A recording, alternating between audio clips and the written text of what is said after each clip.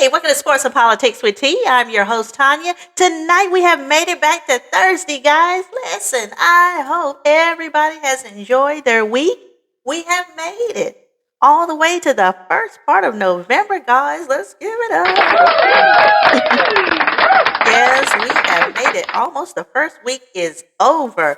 Listen, we are going to talk about a lot of things tonight as far as everything going on in the political arena. Of course, we're going to talk about why the Democrats are being blamed for the government shutdown when we all know it's the Republicans that's in charge. Okay. And also, we're going to take a look at this thing that's been going on for like the last 4 or 5 days. And I've, I've been analyzing this. And what it is it's about Charlie Kirk's wife, who's a widow. And, I guess there was some observations made with her and the interaction with her and JD Vance as the vice president. Well, she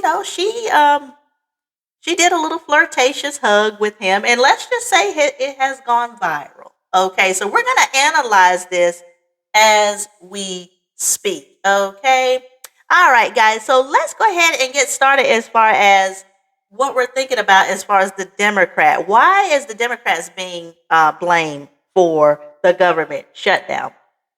This is the thing, guys. Donald Trump has a tendency to blame everybody but his party, and it shows every single time. Now, I'm going to show you this clip with Roland Martin. Of course, they're going to talk about the Democrats.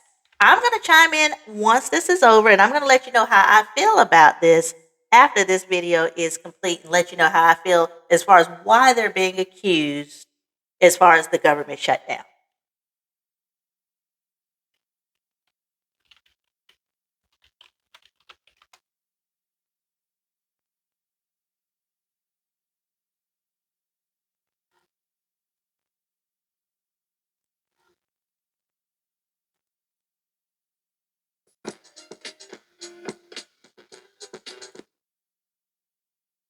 All right, this feels almost illegal to know, but our windows were so old and just desperately needed to be. As I said, huge wins last night for Democrats, Virginia, New Jersey, local races, school board races all across the country.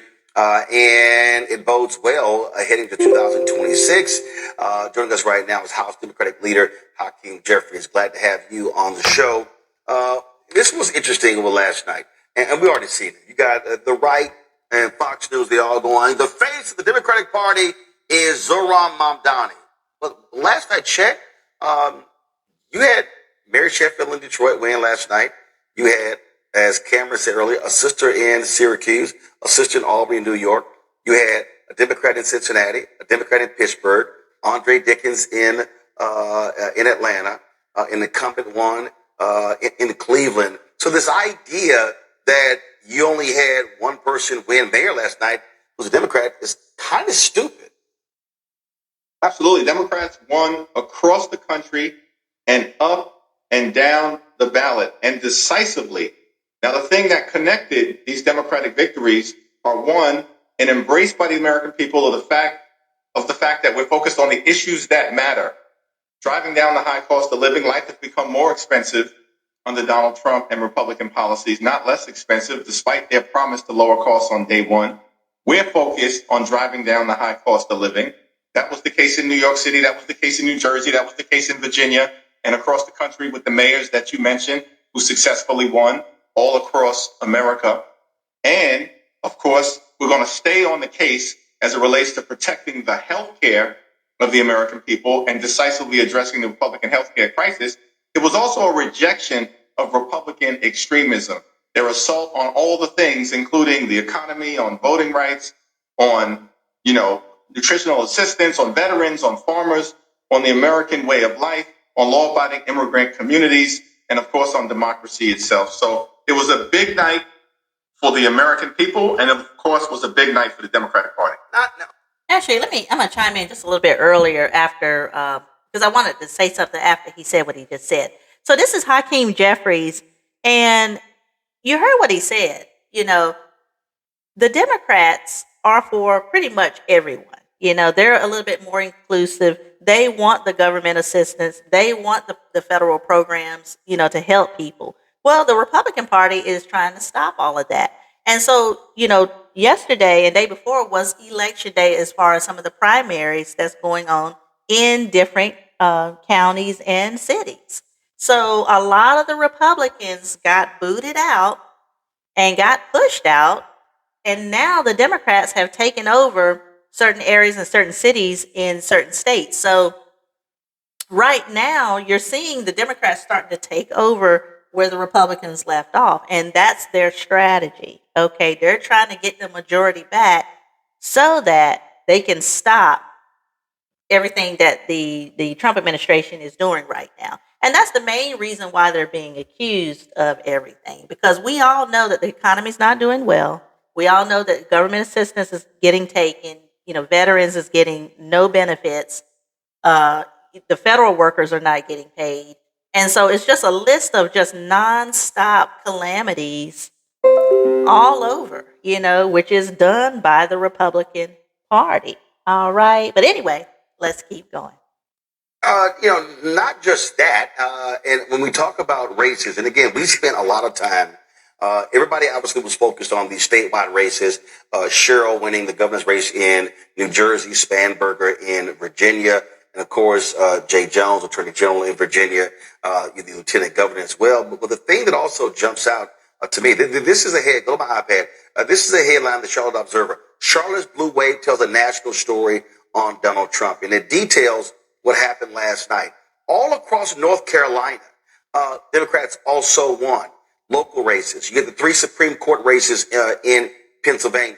And so the mistake that I think people make is that they say, well, New Jersey, very blue, Virginia, somewhat blue, but you have to also look at local. When you start seeing big wins in school board races, DA races, city council races, seats flipping, you saw, 2 wins in Mississippi where they broke the Republican supermajority there as well. That also speaks to the mood of the people on the ground. And everybody keeps focusing on D.C. as opposed to what's happening locally. There's no doubt about it.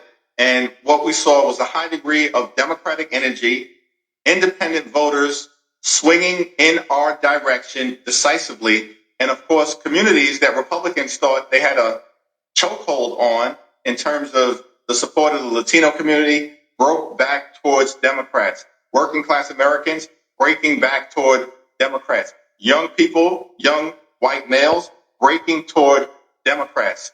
And this is happening all across America. In Onondaga County, which is in central New York, the control of the state legislature was flipped for the first time in 40 years. In Georgia, we saw Democrats win statewide office for the first time in 20 years. In Pennsylvania, a state that Donald Trump just won, the Democratic candidates who are on the ballot for the state Supreme Court, 3 of them won decisively.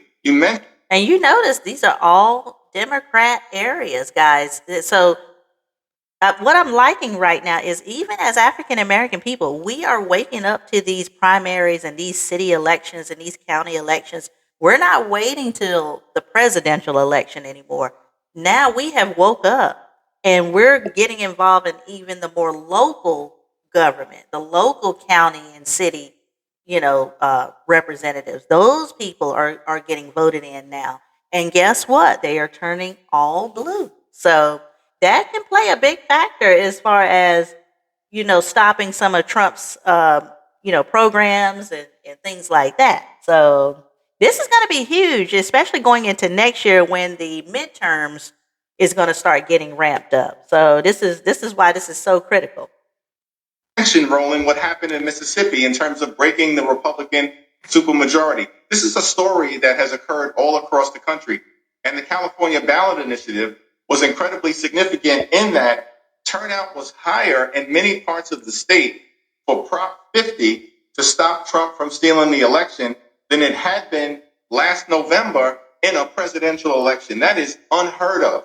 That's Democratic energy. That's the American people recognizing we're in the midst of a national nightmare, and the only way to turn things around is to throw Republican extremists out of office. There have been a couple of reports that have come out in the last week or so saying that Democrats should be focusing on centrist ideas and leaving identity politics, all kinds of stuff along those lines.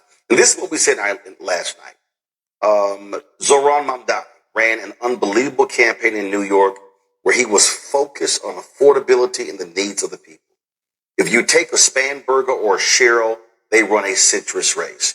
If you take someone who is another part of the country, they run a different race. I think it's dumb when these, and I'm just going to say it, when these largely white Democratic strategists sit around and say, this is how Democrats have to run. No, you run based upon the makeup of your congressional district, your state, or your state district, or your state senate. I think it's dumb to think that there's only one way to do it. There are going to be some places that are more progressive than others, some places more centrist than others. And so to me, you find the candidate who runs according to their district and not some cookie cutter map. I think that's exactly right, Roland. And it's intellectually lazy when some of these so-called consultants think that there's a one-size-fits-all approach in a country that is the most diverse in the history of the world, across the 50 states and the multiple jurisdictions. And so for us, however, I think what's going to be critical as we are recruiting candidates to flip seats and take back the House next year is that those candidates and their life experiences authentically match the districts that they hope to represent. Because after all, the House of Representatives was designed by the framers to be the institution closest to the American people, to reflect the hopes, the dreams, the aspirations, the fears, the concerns, the anxieties, and the passions of the American people. And that's right. You know, that's the whole point of getting the right people in office. We have to have representation of everyone, guys. And right now, the Republican Party just doesn't represent that, okay? They're not inclusive of everyone. They don't want minorities in areas. They don't want minorities to be over certain large territories. They don't want them to be in high office. You know, you don't see any minorities appointed under Trump. You don't see a black woman. You don't see a black man. You know, you have a lot of them that like him, but he doesn't appoint them in positions of power, you know? So that's what I'm saying, you know, and that's one reason why I don't understand how a black person or even somebody of color, just in general, can really side with Trump when you see his cabinet and his administration does not have any representation of us in there at all. Okay. And that's the whole point of it all. So we got to keep looking at this, guys, because I'm telling you, this is going to be a zoo, you know, going into next year. I can just see that already. All right. But anyway, let's go ahead and switch gears and let's talk about what has been going viral these last couple of days. And, you know, this is talking about J.D. Vance and Charlie Kirk's wife. Her name is Erika. She went on some type of event that she was invited to. And I guess the embrace that she showed J.D. Vance, who's the vice president, who's also married, let's just say people had something to say about it. So let's take a look at it. I'm going to tell you how I feel about it once I analyze this video and once it's complete. What's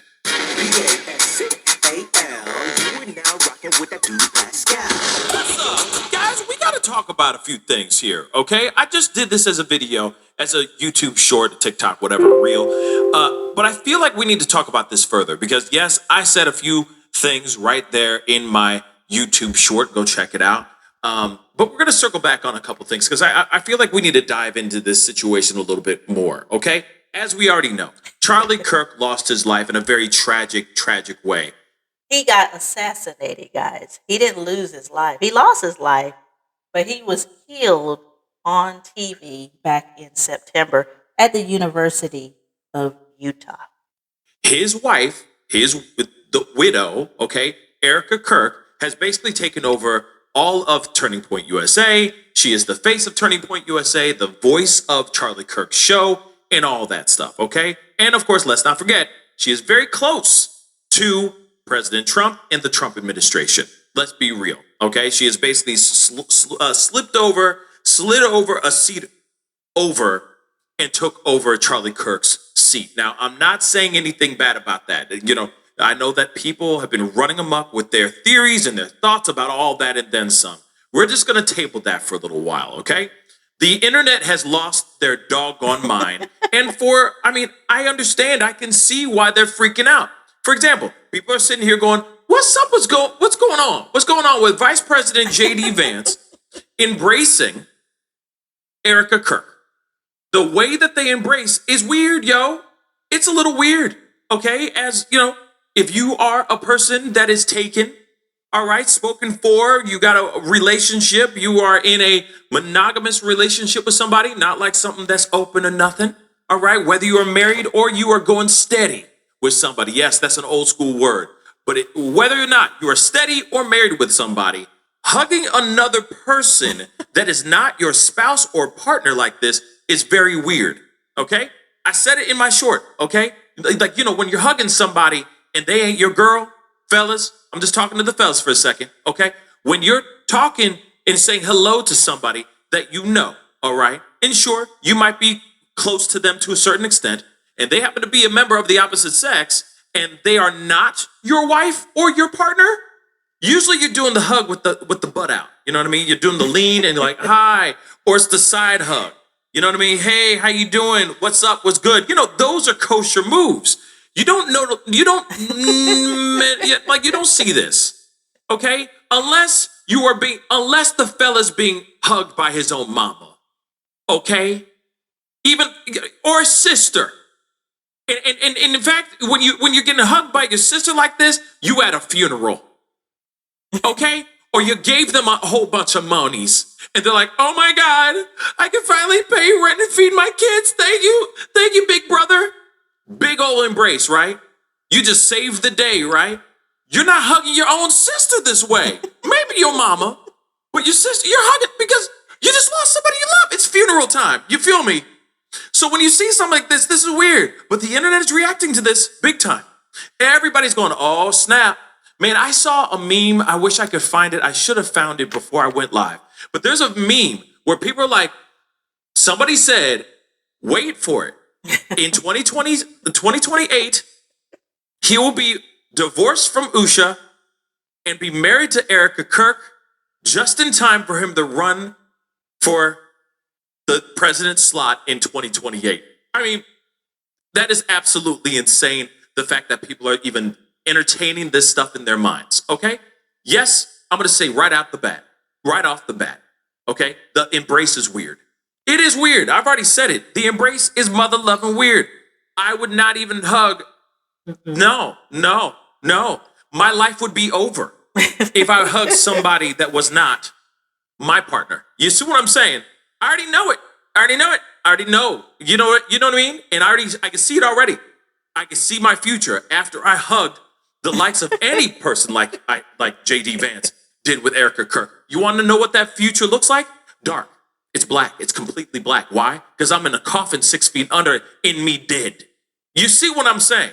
So this is some very interesting stuff here. All right. There's a few things that we got to talk about here before we jump into this embrace. Okay. First and foremost, J.D. Vance has been saying some things that people have been feeling some type of way about. Because again, before he even met his wife, his beautiful, talented, intelligent wife, Usha, he claims to have been atheist, right? And then later on in 2018, that's when he found Christ, which I feel is a little bit choreographed, but that's just me, all right? Suddenly he is about God and Christ at that particular time. And then guess what? A few years later, he becomes vice president of the United States. I'm just saying the timing is a little bit interesting.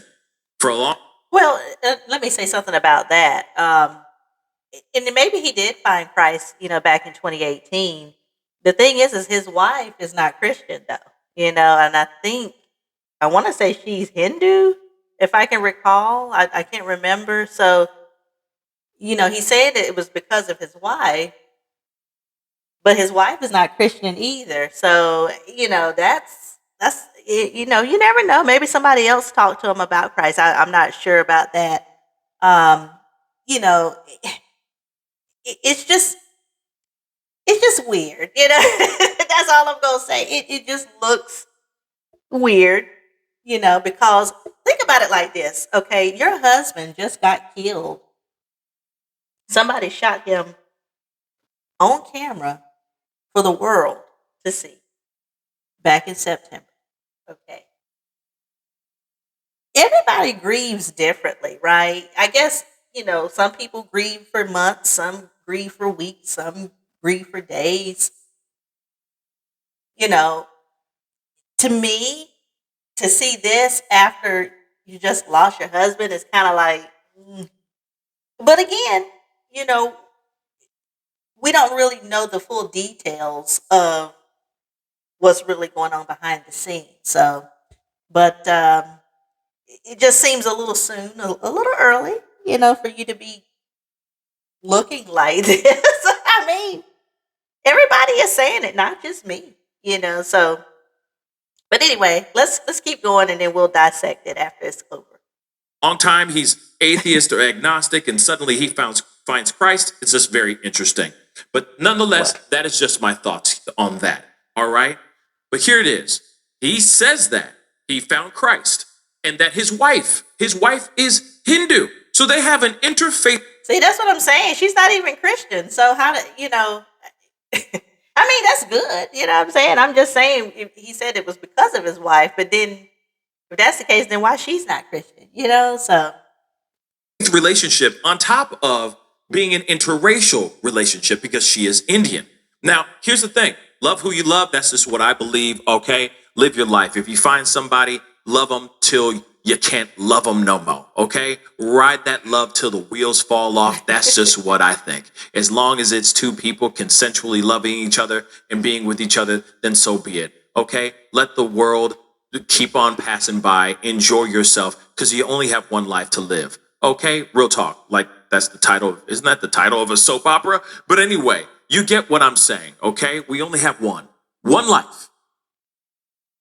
Share it with the one that you love. Okay. That's basically it. That's what I think on that. Okay. But here it is. There's been a lot of pushback on the far right, asking a lot of questions to JD Vance because he is now a devout Christian. His wife is not Christian. And let's not forget, she is also Indian.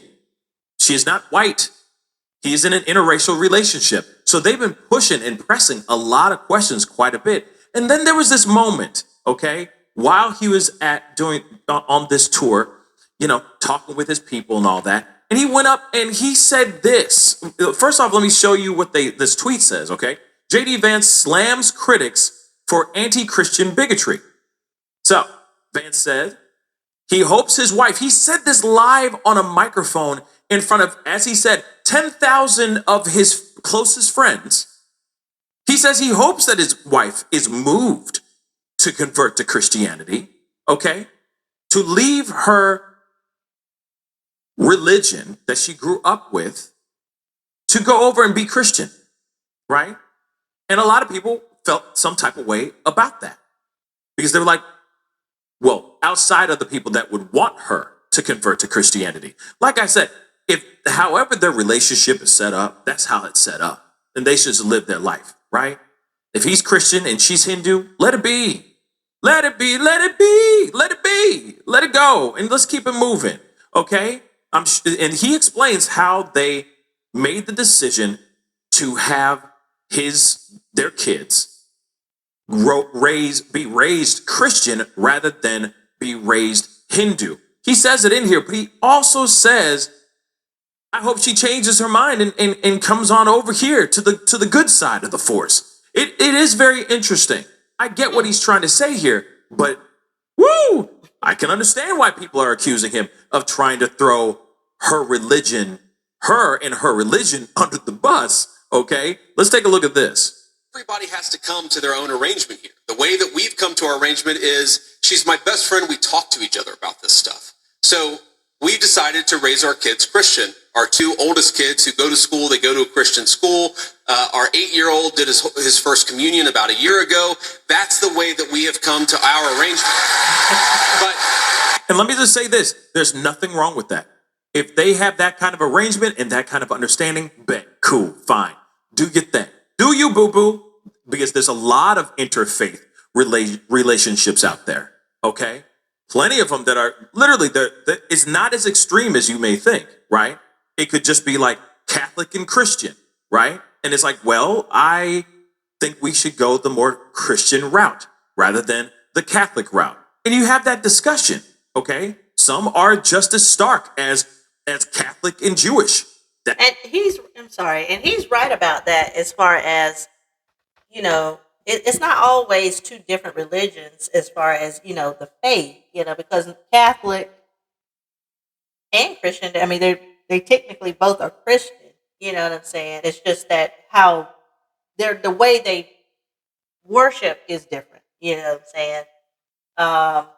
So it doesn't have to be two different religions per se for it to be an interfaith relationship, so he's right about that. And so I say if it works for you, fine. I mean, who are we to to say what's going to work in somebody's marriage? I'm just going to speed this up just a little bit because I really want you to hear what she had to say more than anything, because he's more talking about his wife, and the only thing I can kind of grasp from this is you could borrow anywhere. Sorry about that. Sorry. What I don't understand is why he's picking apart his wife now. You know what I'm saying? It's kind of like, okay, I mean, that's nice. And I guess I'm trying to figure out why we need to know all of this now. It's just the timing of it for me for all of this. But, what, hey, it is Where from $26,000 to $250,000 to fund your dream renovation. None of us fellas would be alive to this day if we were embracing another woman like that in front or anywhere near the vicinity of our partners. Oh, let's not forget, this is all on camera. This is all getting depicted and seen all over. Every angle is being caught on camera of this hug. It's not great. But she also said this in here too.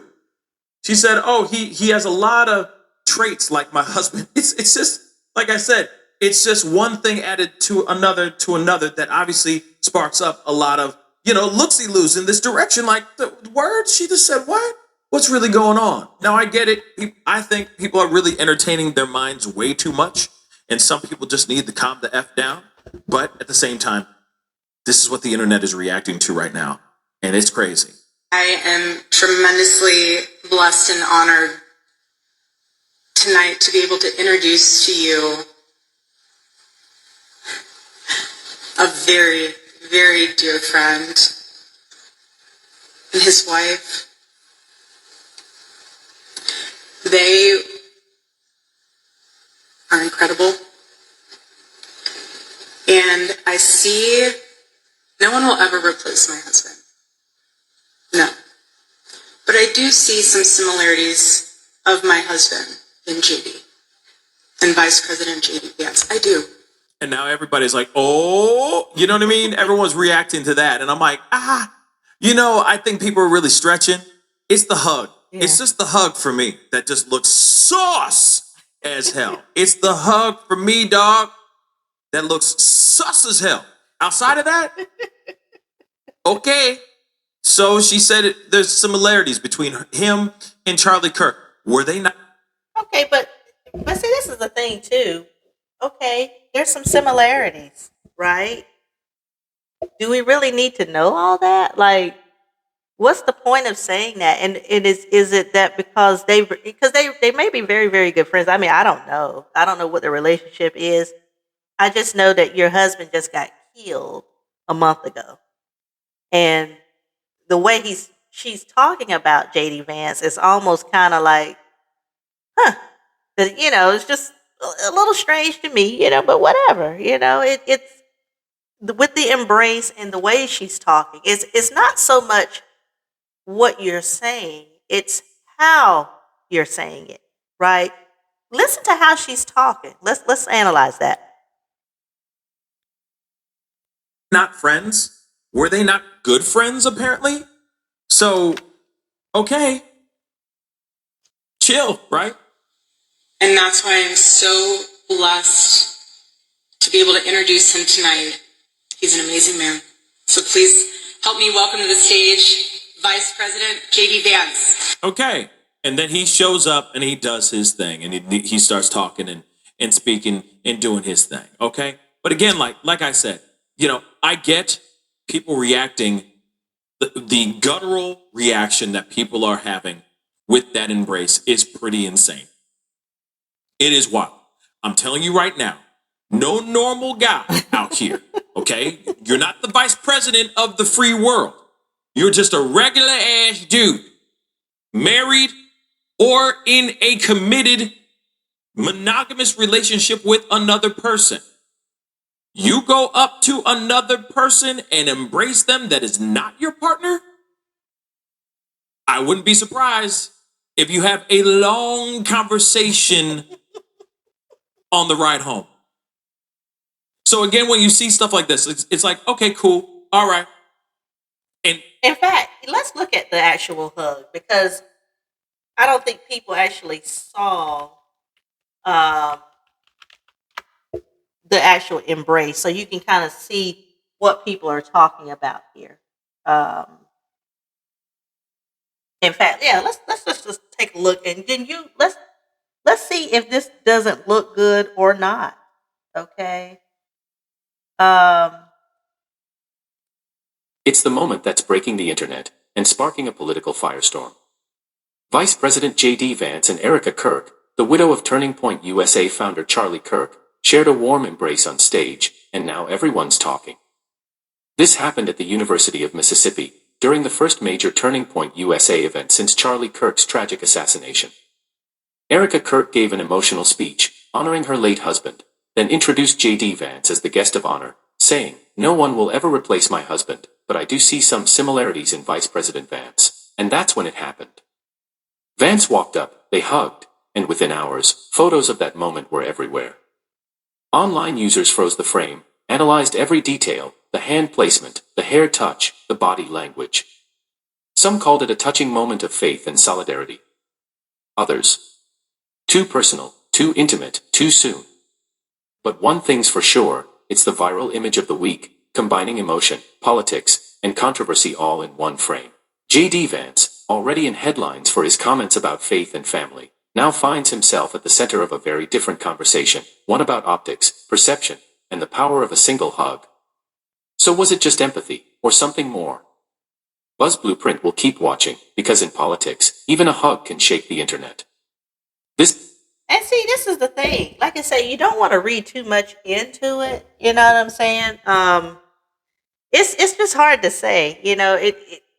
I just think that, and this is just my opinion, everybody grieves differently. I'm pretty sure she's still hurt behind her husband. The only thing that I could kind of draw from it is when she said, no one will ever replace my husband. But then she said, but, and whenever there's a but somewhere, that's where you got to watch out. That's just because why is there a but? You should have to me, no one will ever replace my husband. And just leave it at that. What she said was, but I do see some similarities with J.D. Vance, right? Now, why she had to throw that in there? Maybe there is some similarities. And there's nothing wrong with having similarities, as a grieving widow, right? Do people think it was too personal, too quick, too soon? A lot of people are upset because they said even at his funeral, she didn't really shed any tears or didn't really show a lot of emotion, even during the funeral. So it's just a lot to take in, guys, because it doesn't look good. I don't care how you spin it. It just doesn't look good. You know, there's just so many ways you can greet without going to that type of extent, right? But you know, we will never know. But we're going to keep an eye out on this because people have been talking about this for like the last 4 or 5 days. And to be honest with you, I was going to cover it on Monday, and then I was like, no, I'll just wait till Thursday to just address it because this, trust me, this is really going all over the internet. So who knows? I just know JD Vance hasn't spoken out about it, and that's a little weird too. Um, and really, Erika hasn't spoken out either, and neither has the wife, right? Um, you know, if she's okay with it, I guess that's really all that matters, you know, because we don't live with any of them, right? So we just got to keep our eyes open, y'all, because there's a lot of stuff going on in the political climate, okay? But anyway, I hope y'all have enjoyed this show. If you enjoyed the content, please hit like, share, and subscribe. And also, if you can, please hit the notification bell. That way you won't miss any episodes every time I come onto YouTube. I will be back on Saturday. We're going to get back into the relationship sector with fun and entertainment with T. And I'm telling you guys, I have enjoyed myself on tonight. All right. That's right. Yes, I have enjoyed everything. All right. So, yes, catch me back 8 o'clock on Saturday. Again, we're getting back into the fun and the entertainment sector. And again, thank you to all my supporters, all my subscribers for the like, shares, and subscribing to my YouTube channel. We are still growing the channel little by little. And we're going to implement some more things coming up in the fall that's going to get this channel even more ramped up, okay, going into next year. All right. All right, guys. So again, I will see everybody on Saturday. Again, everybody enjoy the rest of your week, and I'll talk with you soon. Take care. Bye-bye.